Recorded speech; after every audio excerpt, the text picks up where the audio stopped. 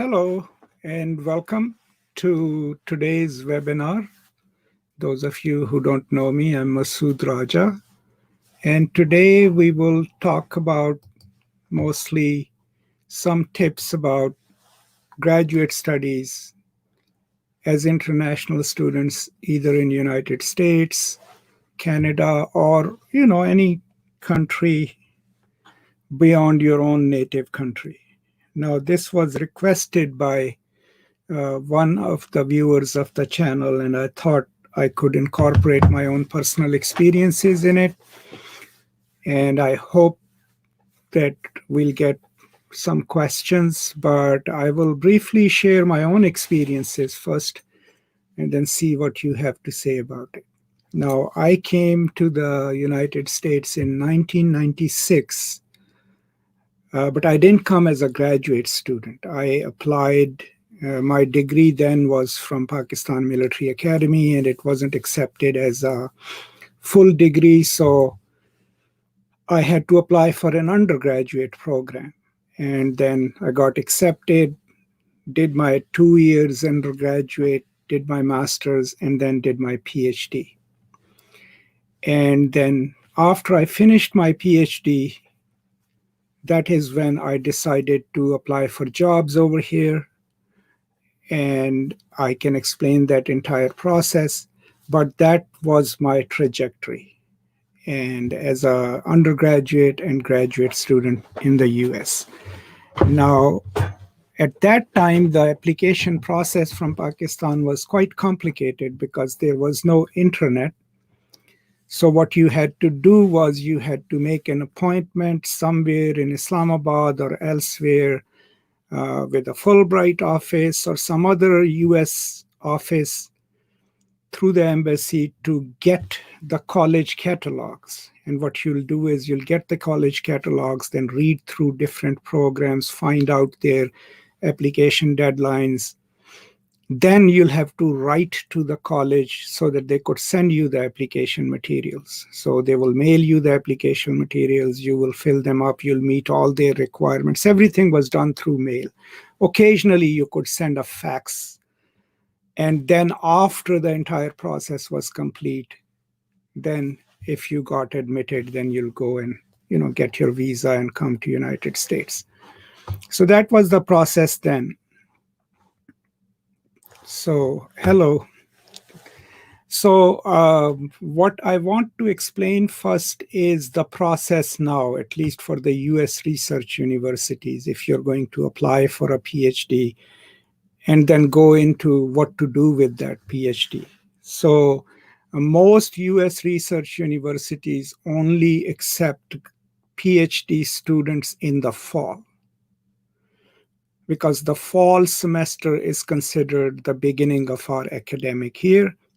Part of the reason also is that it's only in the fall semester that we know what our funding is and how many PhD lines can we accept. Now, no respectable university will offer you a PhD in humanities and then expect you to pay for it. No, we only accept the number of students that we can fund. Very rarely will we accept a student who has funding from their own nation or some other source, but even they have to make it on merit. But we only accept students that we can fund. By and large, I went to Florida State. Florida State accepted 6 graduate PhD students every year, 2 in creative writing, 2 in literary studies, and 2 in rhetorical studies. And these were all 6 candidates who were fully funded. So that's generally the criteria. That's why the admissions are in the fall, because somewhere in March and April, we find out what funding would be there for, we call them the graduate lines. So that's why the application deadlines are either in December or latest by January, your applications need to be in. And now, thankfully, because of internet, all you need to do is go to a university's website, look at admissions, click on international admissions, and follow their instructions and provide the materials that they need. Now, somewhere in March is when the graduate admission committees meet and we look at all the materials. Now, the most important part of your package is your writing sample. That is the one we would look very carefully. Of course, you have to have the basic GPA, you have to have the GRE score, but the writing sample is the most important part. Then are your 3 letters of recommendation. Don't ask anyone who doesn't know you well to write a recommendation letter. These are the 2 things, intangible, but that decide for us who's a good candidate. And then by about April or May, the latest, we inform the candidates that you've been accepted into our program. Here is the package that we have for you. Please tell us in 2 weeks whether or not you would like to come or not. So within 2 weeks, if you get a confirmation, then the international office of whichever university you've applied to will get in touch with you. And that is the point where they will ask you for finances. And so that's when you tell them, here is my letter from the university, which says this much will be paid by the university. Here is my bank account, which says I can cover the difference. We do not consider, legally, we are not allowed to consider the ability to pay in our decision making of graduate students. Okay, that is never considered. This person is applying from Kenya, can they pay for it? No. All we consider is, do they have the proficiency in English language? Do they have a good writing sample? Have they taken their GRE and TOEFL? And, are their letters good enough? So we only look at merit, not the ability to pay, or we cannot discriminate on the basis of national origin, religion, sexuality, gender. None of those criteria can be discussed in an admissions committee. So that's generally the process. Very rarely would a university accept someone in spring. So when you get a decision in March, you will be joining the university in August. So that's why I have it on my website too. The application process for graduate studies is a 1-year process. You apply this December, and then you will be starting in the fall of next year. So that's how it goes. And I also have materials on my website which explain this process. So then when you get into the graduate program, let's say you're studying English, you will find most American universities, and I've been on 4 campuses, the culture is pretty different. Okay, you will find the professors are more accessible. They are very willing to work with you. But all of it depends on how you conduct yourself. How do you, perform in your classes? Do they see some promise in you? In our universities, we cannot be asked to direct a dissertation by anyone.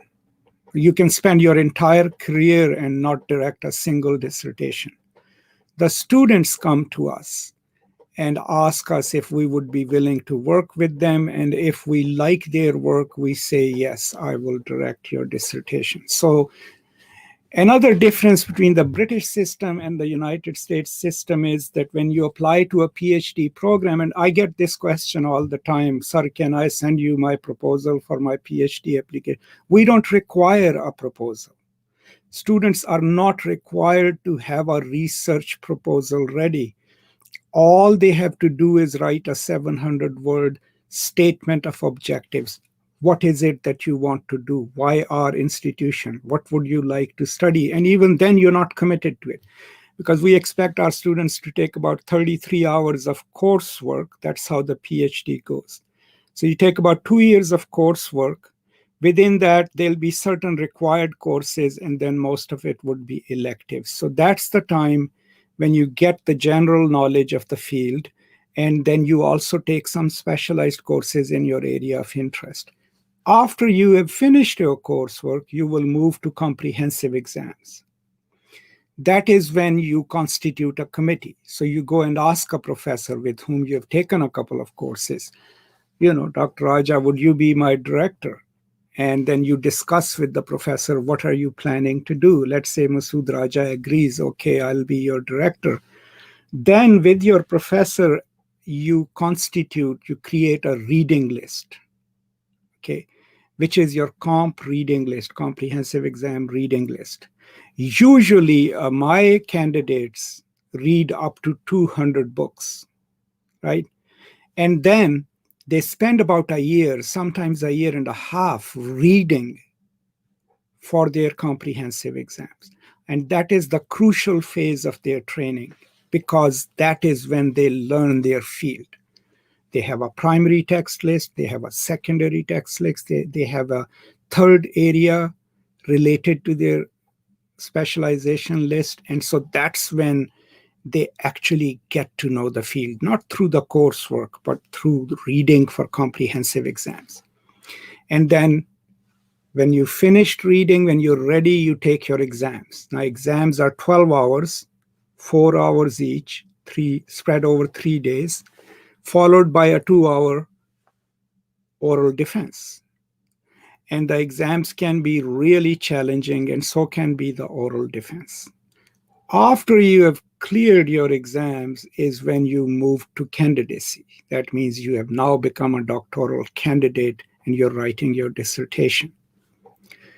And then you work closely with your director, decide what topic, you file a prospectus, but we never say, oh, that's not in your prospectus. If the student changes their mind, fine. We're willing to work with that. And then, of course, you go and defend your dissertation. Now, throughout this process, the person you're working with, your mentor, is the most important person, because you need to have a good working relationship with them. And then, because they will see you through. Also to keep in mind is I encourage my graduate students to start publishing or sending out their writings after they've taken their exams and before they've started their dissertation. And there are practical reasons for it. One of them is that they've written all these papers for their classes, right?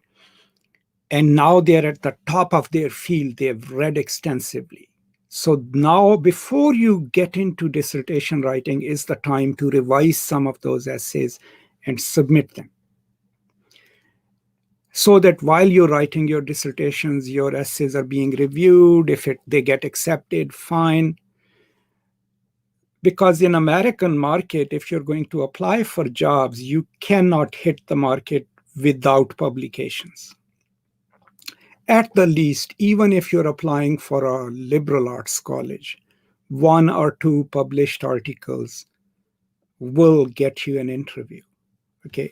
And for research universities, if you don't have publications, no research university will, even for the entry-level assistant professor position, no research university will interview you. I mean, you will never get an interview. So that's why I encourage my students to publish before they graduate. And by and large, so far, all the people that I've directed have done so, and I have also gone and gotten jobs. So that's the rough process based in my experience at 3 institutions as to how to succeed in graduate school, but how to get in, do your work, and succeed, and how the American system works. Now, the job market, there is a whole process to job searching in humanities, especially in English studies too. So every September, probably next week, is when Modern Language Association will start posting the job ads in their job information list. If you are at any research university getting a PhD, your department will have access to it. You will have access to it through the department. So you go and look up the job information list, and you see, when you look at the job information list, it's arrayed in, you can do different kinds of searches, but the general search is all the subfields of English studies are listed there. the literature of the British Isle, American literature. If you click on them, they will give you further fields: American literature, early American, American modernism. There'll be postcolonialism, American ethnic literature, right? Comp and rhetorical studies. So you click on whichever area of specialization you have, and the jobs will come up. Okay. And then you go and look at those jobs and see what they're asking for. Now, when I hit the market, most research universities would never ask you whether you have the permission to work in the United States or not. It went without saying that they will sponsor your H-1B visa. Now, increasingly, the universities, as you fill the forms, will ask you, do you have the visa to work in the United States? And that's the latest reality of United States. But each job application will ask you for a letter of cover letter, which should not exceed 2 pages. And it should not be a rehashing of your CV. No, you should tell a story. Who are you? What are you about? What you're trying to tell in a cover letter is, this is who I am. This is what my dissertation was about. This is what I see myself doing in the future. And then you have to reassure them that you'll be a good department member. Just 2 pages, every word on those 2 pages counts. And they'll ask for your CV. These are the 2 things that they will ask for. Some universities will also ask for a writing sample and 3 letters of recommendation at the same time. There has to be a letter of recommendation from your dissertation director. Also, you have to have at least 1 letter that addresses your teaching. So it has to be from a professor who has observed you teaching, right? These are some of the technicalities of the job process. So you send in your applications. Then somewhere in December or January is when you'll start hearing back from them, the people who want to interview you. Previously, you had to travel to wherever the Modern Languages Conference was. Now, increasingly, universities are doing Skype interviews or Zoom interviews. So by and large, for any job advertised for a research university, there are usually from 150 to 200 applications. Now, the hiring committee will wean it down to about 12 candidates, at the most 15 candidates. So that's the first cut. And so that means to get into those 12 or 15 candidates, you're competing from candidates from all over the world. Okay, American universities do not tell you if you're not an American, don't apply. No, from all over the world in your field. So in order to get into those first 12 or 15 candidates, everything you send them should be perfect. Your writing sample should be your best writing sample. If they ask for a teaching philosophy, it should be the best written teaching philosophy. Your 2-page letter should be impeccable, right? Your CV should have, whatever a research university asks for. And then those 15 or 12 people will be interviewed, right? And then out of them, 3 will be invited to come and visit the campus, give a talk, meet with their future colleagues, right? Now, that talk, of course, is important because you have to prepare for it. You're going to read a paper, answer questions, you'll be interacting. At that stage, the department already knows that you are qualified. They're just trying to see how do you carry yourself in your presentation, how do you behave with people. And then after that, 1 person will get the job offer. So you start with 150 or 200 people, come down to 12 or 15 to 3 and 1. That is the process. And it's the same process for liberal arts colleges as well. That's the competition you're up with, and you're trying to prepare yourself. Okay, so I have one question.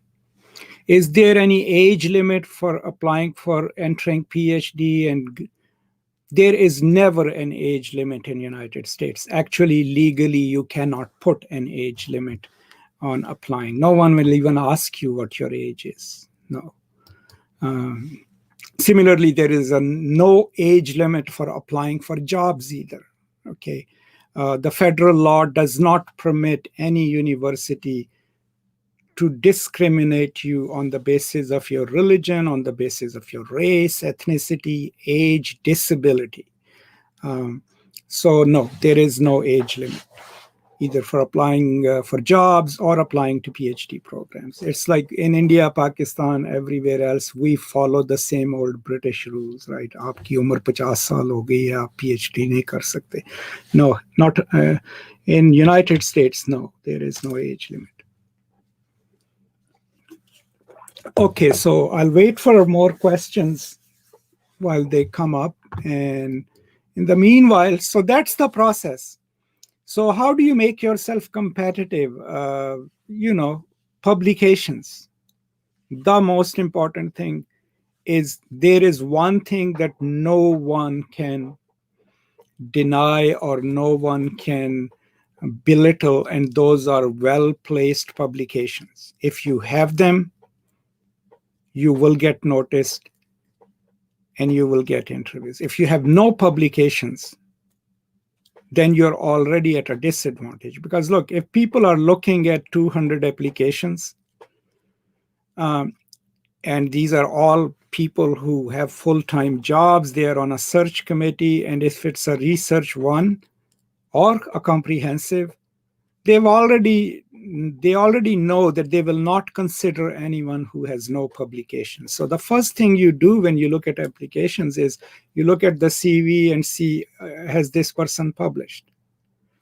So the first cut is always those who have not published but sent in their applications. You put them on the side. You don't need to consider them. The second stage then is, okay, here are the 60 people who have published. Then you look at the quality of the journal in which they have published, right? And that makes the second cut.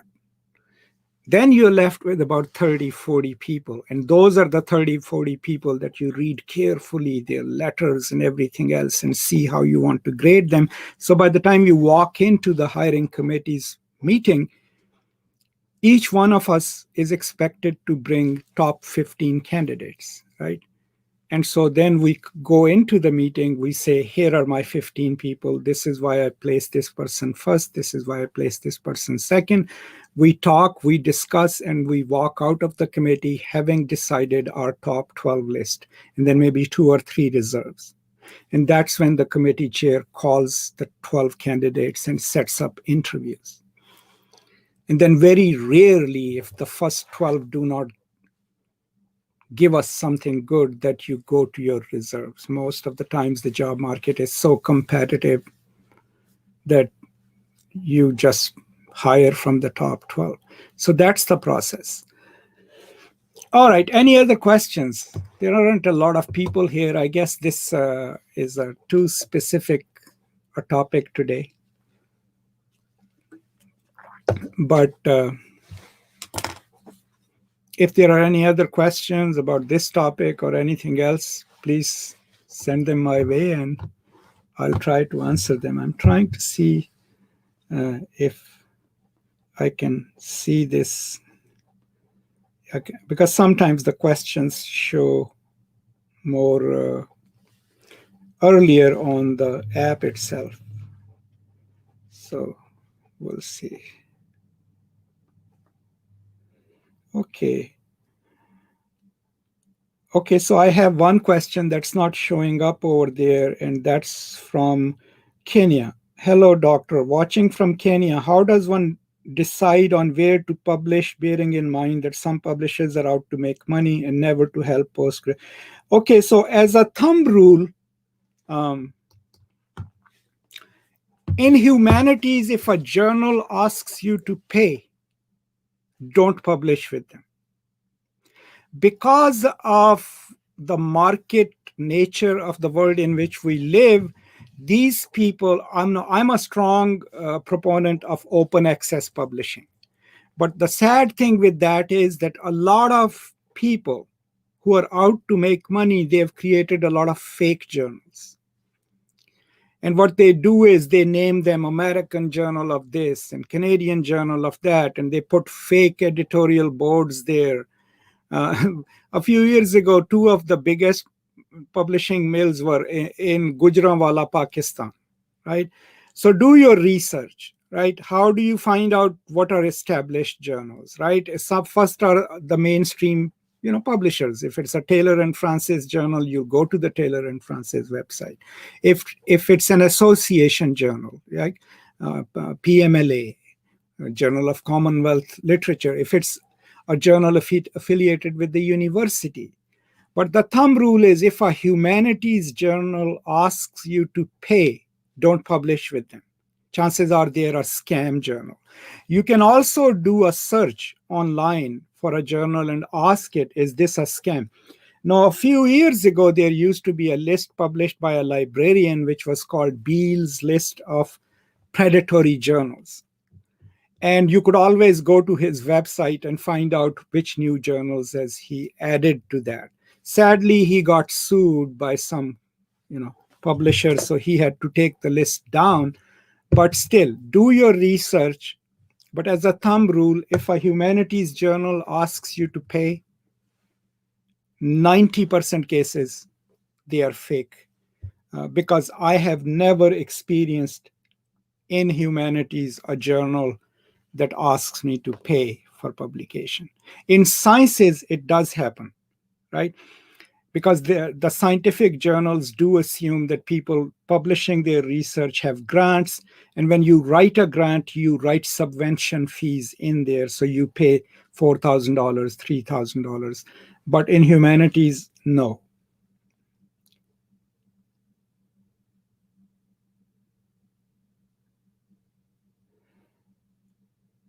Okay, good.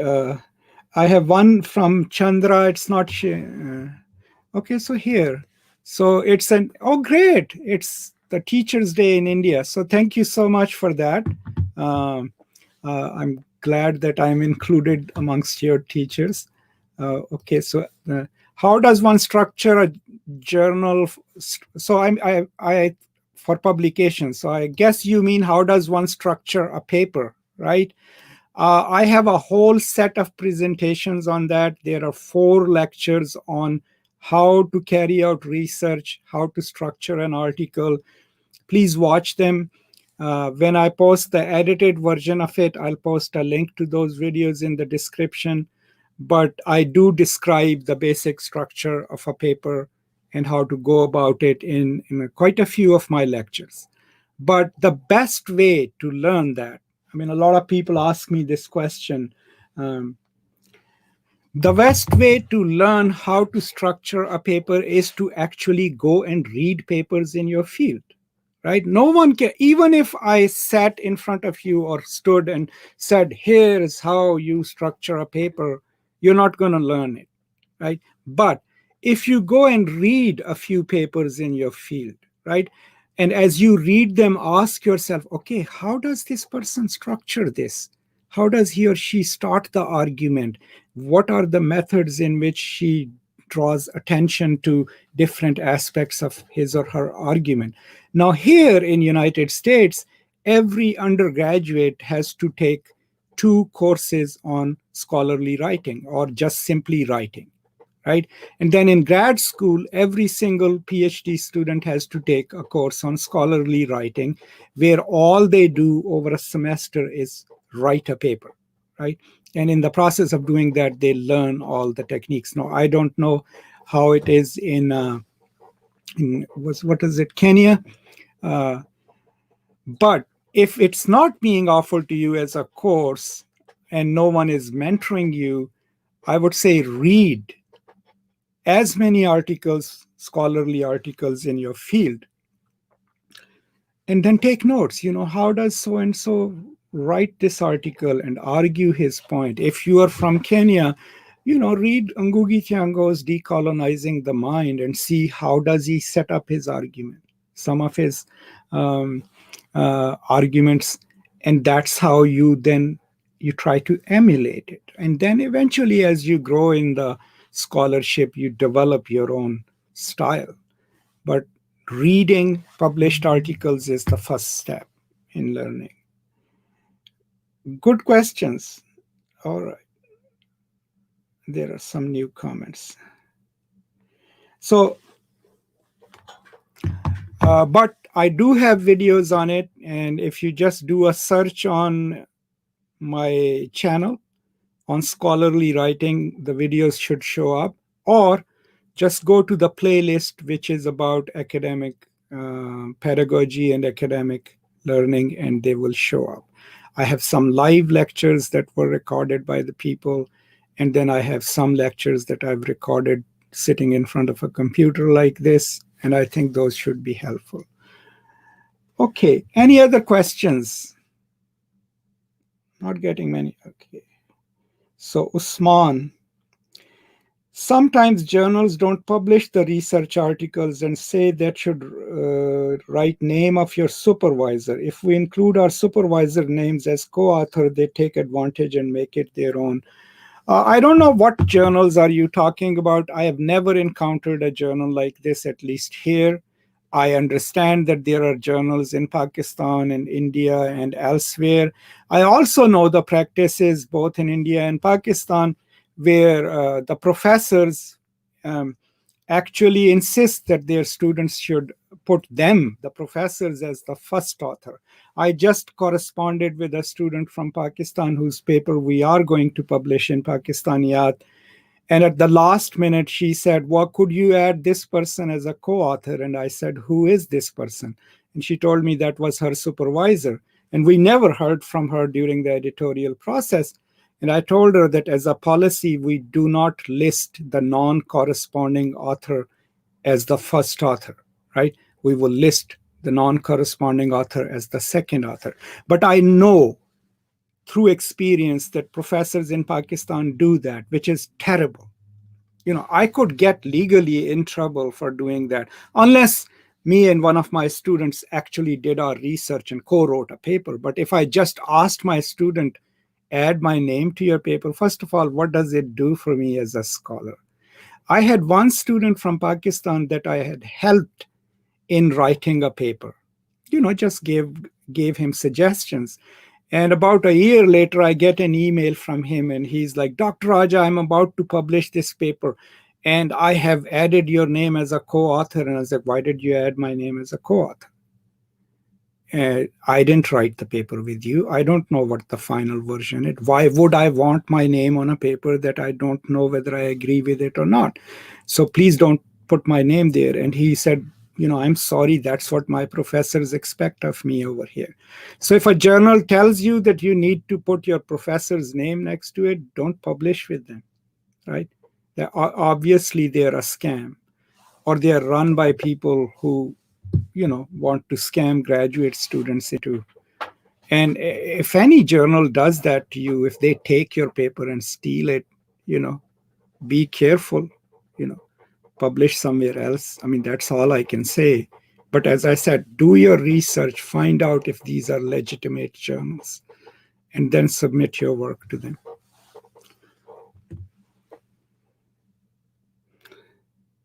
All right, so let's see if there are any other questions.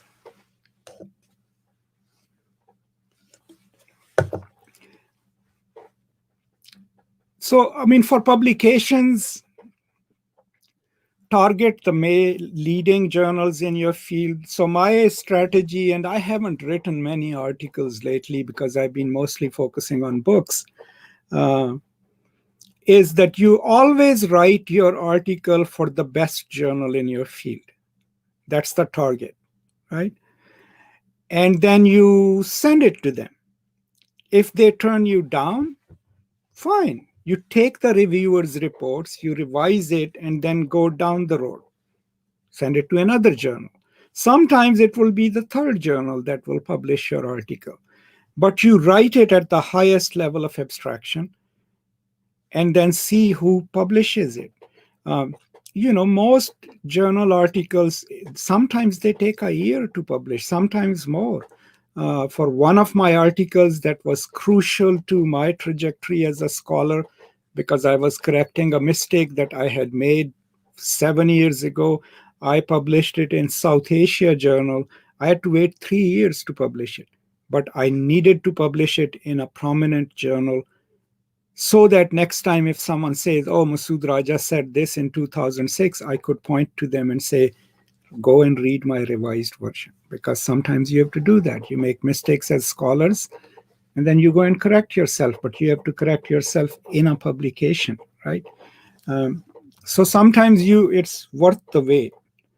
And okay, so I have someone from Nepal. Thank you so much for joining us. And please also share. So we have someone from Kenya. So do share where are you joining in from, because it's also deeply gratifying to know how through this medium we can, get in touch with each other. All right. So what else can I say about publications? I don't know. I mean, I encourage my graduate students to not just be focused on the jobs, right? To also become scholars and imagine themselves, doing something in the world with their work, and also to place their scholarship in the real world issues. So it goes without saying, because I'm a post-colonialist, so my field of study is deeply political, but I don't have a very narrow focus. I mean, if you just looked at my books, 3 books, they're all on different subjects, all related to issues of justice and all. And my forthcoming book probably is the only one that is purely focused on literary studies itself. But go with your interests. Oh, cool. So you're Phoenix, you're from Spain. Great. All right. I see your comments on the channel also every now and then. So thank you so much. So tell me about yourselves. Okay. So are you in graduate school, or are you a scholar, student? Just share. Same with you, Usman. And I don't want to say, how do you say this? Java, right? I hope I didn't mutilate your name. But please share, what are you doing? Same for you, Chandra, Yogendra. Are you studying? Are you graduates, undergraduates? So in the field of literary theory, of course, Critical Inquiry is the top journal, right? Boundary is another journal where you can, and Public Culture, these are the journals that deal with theory. Then, of course, is in post-colonial studies, Journal of Commonwealth Literature, Journal of Postcolonial Studies, Postcolonial Text, which is online. And so all of these journals are good journals. Social Text. Great. So you are a graduate in your last year. Cool. English Studies. Nice. And so I'm glad that you guys found me and I have found you, because, it's kind of gratifying to know that whatever little I do online, that people find it useful, and it really encourages me to do more of this stuff. So Usman, I'm a student of MS English at International. Okay, good. So Mohammed, I'm an undergraduate student. Cool. So you are way ahead of others. Okay. Oroko, I am a master's student at Kenyatta University, Nairobi. I've just started doing my research. Oh, great. So look, I mean, already there are people from so many different countries. So also, like through my website, it's postcolonial.net. Cool. Okay, great. You're doing literature. And through the channel, also you are free to suggest, any topics that you would like me to cover. Even if it's like more focused, can we talk about this novel, or can we talk about a set of novels? Because if it is within my area of expertise, I'll be happy to do that, because the more of what little I know that I can share, I think the better it is for the world. But I'm delighted that you all, are here from so many different parts of the world. Um, Now, another thing about publications, like you mentioned previously, uh, Oracle, you talked about the structure of a paper. So usually what I encourage my students to do is, okay, introduce your topic, have the primary text that you are going to talk about, then tell us which theoretical lens are you using to see the text and why, and then create a relay between your work and the world outside, right? That is the step that most traditional scholars don't take because they just stay with the text. But what, as a post-colonialist, I encourage them to take their debate to the real world. How does this knowledge that I've just discussed help us experience life differently or see it differently? So that's another structure that you can do so that you ground your work in the realities of the world. And if you read any of my papers that are available on my website, you will see that I intentionally do that. That's how I was trained, and that's how I try to train my own students. Okay, you are being very useful. I'm so much interested. Oh, cool, cool. So if you are Phoenix, I don't know if that's your real name. So I don't know if you're master's or PhD. Infinita. But if you are masters and you want to consider, working on a PhD, look up our PhD program, University of North Texas, and let me know if you would like to apply there. Any one of you, if you feel like you would like to apply to our program, let me know, and I'll be happy to, show you the process. Okay, so this is Muhammad Imran. I wanted you to talk about the book, The Anarchy by Will. Yeah, I haven't read it yet. But if I ever read it, I will absolutely talk about it. Yeah. That's a beautiful novel, Season of Migration to the North by Tayyib Saleh. It's on my shelf. I read it years ago. And yeah, I will probably record a brief introduction on it. I couldn't really lead a whole discussion on it, but I will absolutely do that. Uh, okay, we have someone from Nikita. I have just finished my undergraduate in sociology, have kind of a heavy question for you. Okay, go ahead, please. If I don't know the answer, I'll just say I don't have the answer. Okay, so what's your question? I'll wait for it. So in the meanwhile, yes, as I said,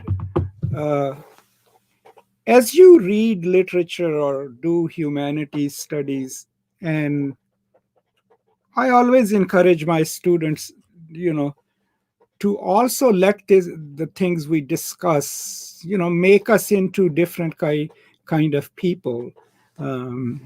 Okay, so I have Nikita's question. How do you maintain an optimistic attitude towards the world when leaving the safety of education and entering the real?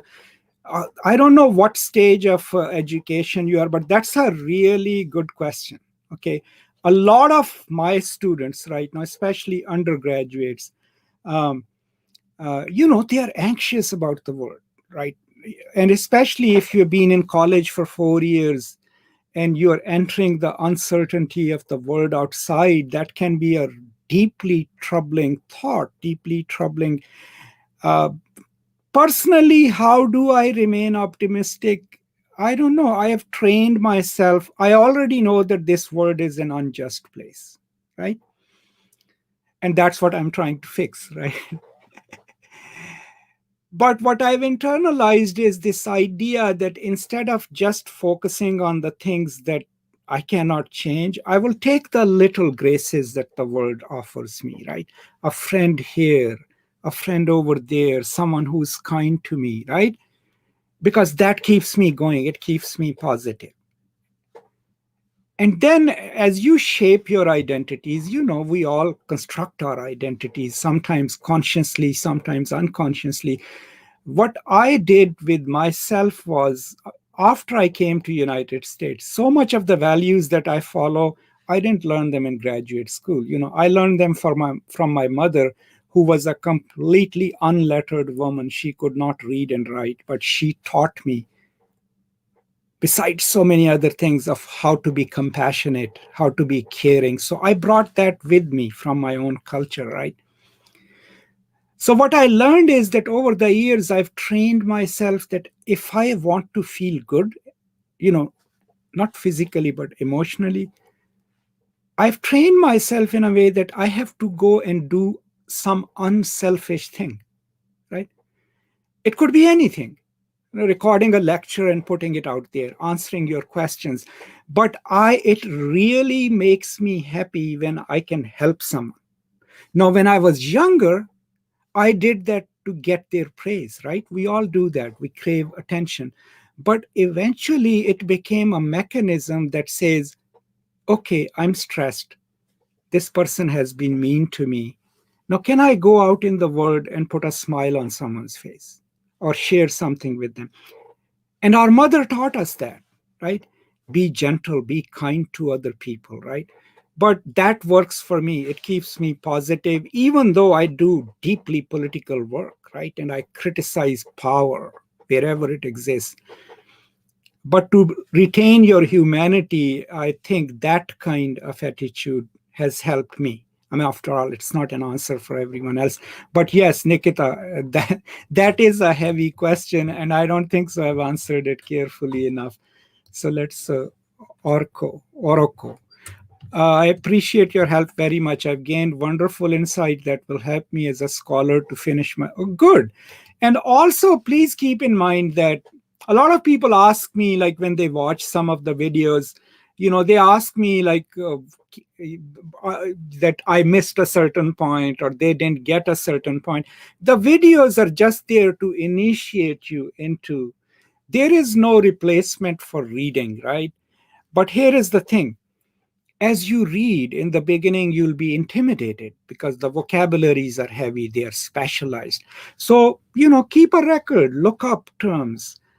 Don't be hesitant to use Wikipedia. I always encourage it. It's an open source. Most of the entries are really good, right? But highlight your books, annotate them, right? And then keep increasing your knowledge, even about little things. I mean, look, this is the theory book that I'm teaching from this semester, right? If you look at it, it is filled with annotations. These are my annotations, right? Every year, I read the same book for my classes, and I have newer annotations, which then forces me to go and look up more stuff, right? And I think that's the best way of learning, right? Do I have a reading list? Absolutely. Especially on postmodernism. Now, if you email me, right, here is my email.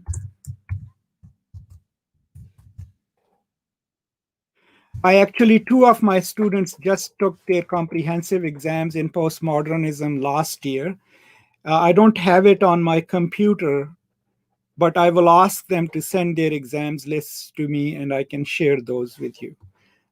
If you are interested in the list on postcolonialism, that I can just give you the link over here because that's on my website. But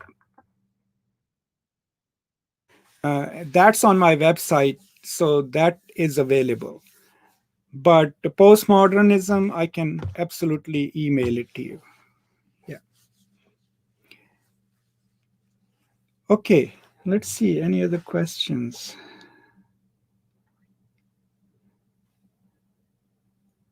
Okay, so yeah, Nikita, thank you. Thank you. I'm glad I was able to answer that question. But it's like the world increasingly, and I live in the United States, and you can look at the state of affairs, of politics, of hate that is emerging and is entrenching itself in United States. And I live in a small town in Texas, right? I've never had any outward experiences of racism, but increasingly now when I go and for a walk, I'm more aware of, okay, this person I just ran into, how does he see me? What does he see? What is my value to them? And that's kind of a baffling experience, you know. Cool. So, Chandra, I'm 50 years old, working in a steel company in India. Oh, wow. Good. So, I mean, someone like you, right, who has worked out there on the quintessential factory floor, you have so much to give to this world, right? And I can promise you, okay, I mean, you're a manager, but obviously you must have started somewhere down the road, is that there is a story there, right? There is a dissertation in your experience, right? If you just want to. Now, think of it this way. We all worry about age and all. When I was applying to PhD programs, I had a whole career before that, right? I was in Pakistan Army, and I realized that I will be 40 by the time I finish my PhD. And that to me seemed like, man, I'll be 40 years old. And then I told myself, look, I could be 40 without a PhD, or I could be 40 with a PhD. That's a huge difference. And so that's why I went ahead and did that. But with your experience, and I'm glad you're interested in theory, I would highly recommend that even if you can't be in a formal program, I would say, you know, take a few classes. Now, I don't know what the options are in what part of India you are. Uh, that is the sad part of our post-colonial nations, is that there is so much ageism. Like here in our institutions, any citizen can come to our admissions office and say, I want to audit a class, right? All they have to do is pay like $200 for a semester. They don't have to apply. They just have to walk into the office or even email them and say, here is Dr. Raja is offering this class. Can I audit it? What it means is that I'm not seeking a degree. I just want to sit in this course, read these books, and talk to a professor along with other students. So sometimes, like, people just audit classes for their own personal professional learning. No, I don't know if that option is available in India and Pakistan. I hope it is, because I would strongly encourage you to, do that. Or in your free time, if you have any free time, volunteer at your local college or your local school, or just gather a few of kids around you, like high school kids, and say, let's talk about literature.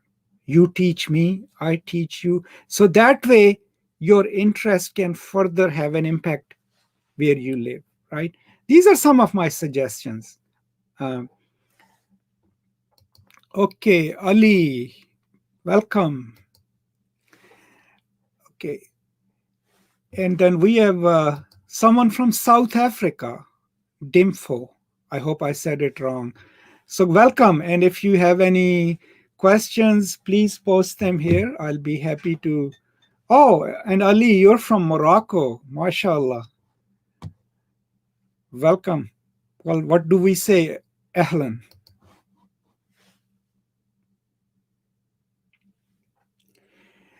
Okay, so yeah, this is, I mean, look at it. Just because of this medium, right? Internet, we have like a whole United Nations here. And I just want to like tell you all that it means a lot to me.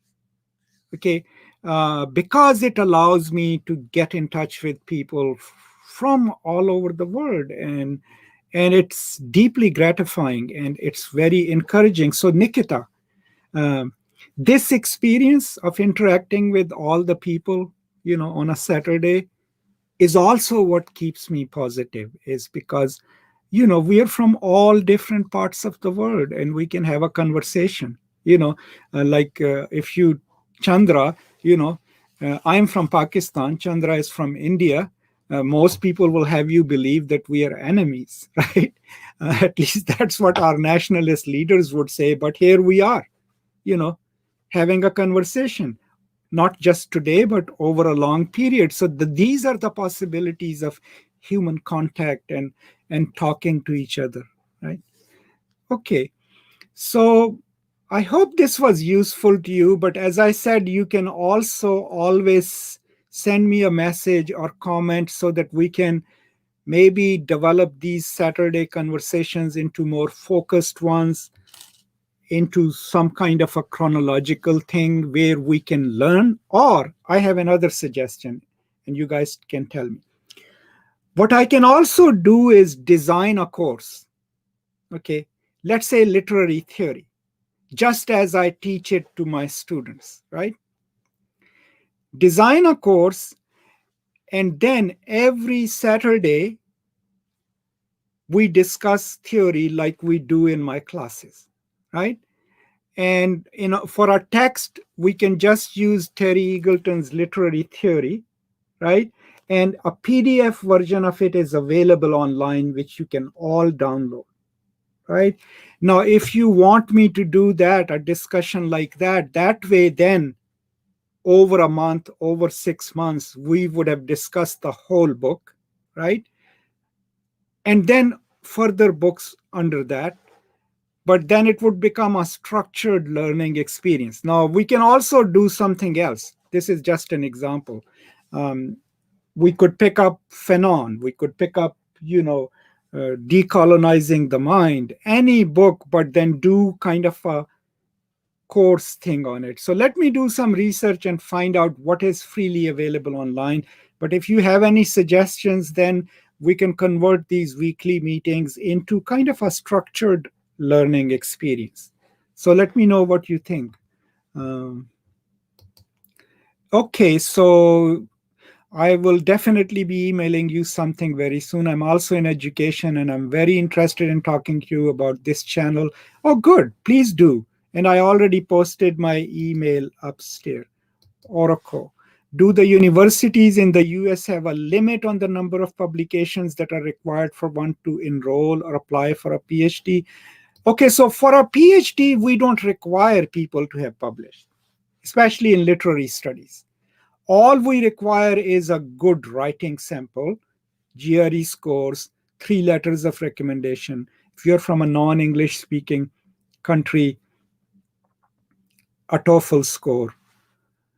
But we don't require that you should have published. Now, if you have published in a reputable journal, that will be an added advantage to you as an applicant. Okay, so Usman, it will be good. Okay, so let me work on it a little bit and I'll propose it on the channel and the idea, and then you all can opine about it. So Ali, I am English literature student. I love your works and whatever I want something. Oh, good. Thank you so much. And I am Raymond Williams. Okay. Yeah, I have read him and I have 3 of his books. Maybe eventually I'll develop a lecture series on him, but maybe we could also do kind of an informal course on Raymond Williams. And so that would be really good. Okay, so you all think that this idea of developing a structured kind of informal course that goes over 6 months or 2 months is a good idea. So let me work on it and I'll share my idea in a video, and then you all can, give me your opinions. If possible, we could arrange an online class using Zoom or Google Meet. We could do that as well. Yeah. But the problem with Zoom over here right now with us is that as soon as I bring up people on screen. Since our entire university is using our system, it crashes. So even when we are using Zoom for our meetings, what they request us to do is to turn off our cameras and turn off our mics, and we only use comments to ask our questions, exactly what we are doing right now. But I have the ability through StreamYard, which I use to stream these, is to bring at least 10 of you on screen, right? So for future, if let's say we do a class, right, what I can do is, if you guys email me, then I can send you the code, right? And if you click on that code, then you will start showing up below here. And then one by one, I can add you to the stream and we can get to know each other face by face. So we can work on that. Yeah. Now, okay, so good. You like this idea too. So as I said, I will record a brief video mentioning this, and that's the best way for me to collect your ideas. So just post it in the comments, and then give me a couple of weeks and I will come up with something where we can have something formal, where we know here are the texts we'll be reading. You can read it ahead of time. And that way we can do something more structured, right? I have another request of all of you too, is that please help me promote this channel any way possible. If you pass it on to your friends, if you share it with your colleagues, and if you ever see a video or like it, just drop me a line, drop a comment there, because one aspect of doing all this is so that more people can access these materials, right? And the best way of doing that is if these videos rank higher in a search. And what my research has told me is that the more comments and interactions are there on a video, the higher it ranks. At the end of the day, I mean, the reason is personal. I love doing this, right? But also producing this body of freely available work is also about sharing it with as many people as possible. So, okay, we've been going for about an hour. And I think we have exhausted all questions, but the biggest learning point in today's meeting is that most of you like the idea that I should develop a course, right? And announce it to you what my plan is in a video, and then see how you respond to that. And then when that is done, then I'll make sure that whatever we choose is available online so that all of us can read it, right? And then structure the lectures accordingly, in a chronological sequence, so that we can have a conversation about a text. And that way, we can have live lectures. And then, of course, they'll get recorded, and I can edit them and post them back so that we can refer back to them.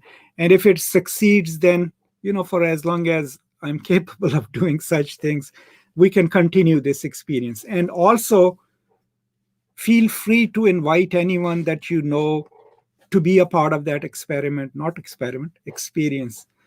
So that's all I have for today, okay? And I think that will be an exciting thing to do. Okay, so let me see if there are any last minute comments. Okay, good. So everyone likes the idea. So thank you so much for joining me today. And thank you so much for your time from all over the world.